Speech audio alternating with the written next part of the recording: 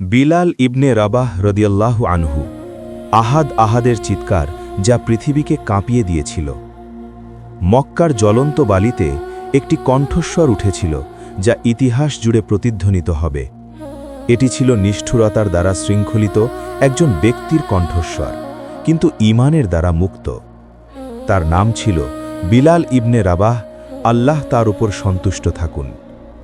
বিলাল দাসত্বের মধ্যে জন্মগ্রহণ করেছিলেন, শক্তিশালী লোকেদের দ্বারা মালিকানাধীন এবং নিপীড়িত ছিলেন। তার কোনো সম্পদ ছিল না, কোনো সুরক্ষা ছিল না এবং সমাজে কোনো কণ্ঠস্বর ছিল না। বিলাল যখন ইসলাম গ্রহণ করেন তখন তার জীবন চিরতরে বদলে যায়। এক আল্লাহর চিন্তায় তার প্রভু ক্রোধে উন্মত্ত হয়ে ওঠেন। প্রচণ্ড রোদের নিচে বিলালকে মরুভূমিতে টেনে নিয়ে যাওয়া হয়। তার গলায় এবং শরীরে ভারী শিকল পরানো হয়। তার বুকে একটি বিশাল পাথর ফেলে দেওয়া হয়। ব্যথা অসহনীয় ছিল এবং তার নিঃশ্বাস ভারী হয়ে ওঠে। তারা দাবি করে, মুহাম্মদকে অস্বীকার করো, আমাদের মূর্তিগুলির পূজা করো। কিন্তু বিলালের হৃদয় একমাত্র আল্লাহর। কাপা ঠোঁট এবং ক্ষীণ শক্তি নিয়ে তিনি দুটি শব্দ উচ্চারণ করলেন, আহাদ, আহাদ। এর অর্থ ছিল আল্লাহ এক। প্রতিটি শব্দ যে কোনো চাবুকের চেয়েও তীব্রভাবে আঘাত করত।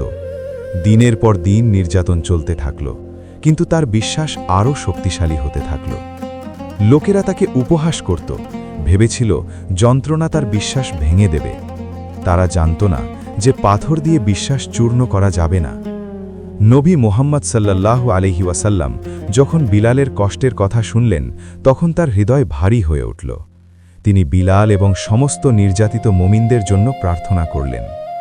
তারপর আবু বকর রদিয়াল্লাহু আনহু এলেন, আল্লাহ তার ওপর সন্তুষ্ট থাকুন।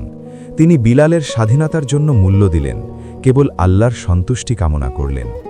বিলাল অবশেষে মুক্ত হলেন, কিন্তু তার ক্ষতচিহ্ন রয়ে গেল। সেই ক্ষতচিহ্ন ইসলামের সম্মানের নিদর্শন হয়ে উঠল। পরবর্তীতে মরুভূমিতে একবার প্রহার করা একই ব্যক্তি মাথা উঁচু করে দাঁড়ালেন। বিলালকে ইসলামের প্রথম মুয়াজ্জিন হিসাবে নির্বাচিত করা হয়েছিল। তার কণ্ঠস্বর মুমিনদেরকে উচ্চতা থেকে নামাজের জন্য আহ্বান জানিয়েছিল। সেই একই কণ্ঠস্বর যা একসময় ফিসফিস করে বলতো, আহাদ, আহাদ। শিকল থেকে আজান পর্যন্ত এটি ছিল বিলালের যাত্রা। ধৈর্য, বিশ্বাস এবং অটট বিশ্বাসের যাত্রা। বিলাল বিশ্বকে শিখিয়েছিল যে সম্মান আসে বিশ্বাস থেকে, মর্যাদা থেকে নয়, এবং স্বাধীনতা হৃদয় থেকে শুরু হয়। যখন তুমি দুর্বল বোধ করো তখন মরুভূমিতে বিলালকে স্মরণ করো। যখন তুমি একা বোধ করো তখন আহাদ, আহাদকে স্মরণ করো। এক আল্লাহ, এক সত্য, এক অটল বিশ্বাস।